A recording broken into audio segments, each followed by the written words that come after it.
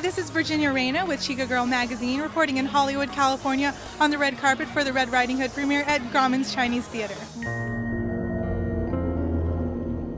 We can't do this anymore. They've arranged for you to marry Henry Lazar. What do we do now? I'd do anything to be with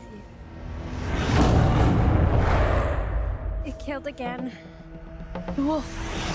The fairy tale is super short, so we had to take all the different layers of the fairy tale and the symbols and then just make it into like a more elaborate and sexy and secrets and lies. It definitely takes a different twist than your average Red Riding Hood story. Where did you come up with that? I did a lot of research into sort of the old versions of the story, and there were much darker versions of the story, and then also to just sort of expand on what we know of the story. Red Riding Hood doesn't even have a name in those stories, so I mean, we know she's on her way to grandmother's house. Where's she coming from? What inspires you from this movie? The artistic vision of the director. She took me in her office and showed me all the sketches she had worked on with the designers and the images, and right away you got a sense of what this world was going to be, that it wasn't going to be a contemporary vision, it was going to be something very gothic and very different. In this movie, you have role as the captain. Where did you get your inspiration for that? It came to me when I read the script. You know, the character was very clear in my mind. Father Solomon, you know Van Helsing, that character from the sort of Vampire Chronicles, you know. So he's like a Van Helsing character, only he hunts werewolves and not vampires.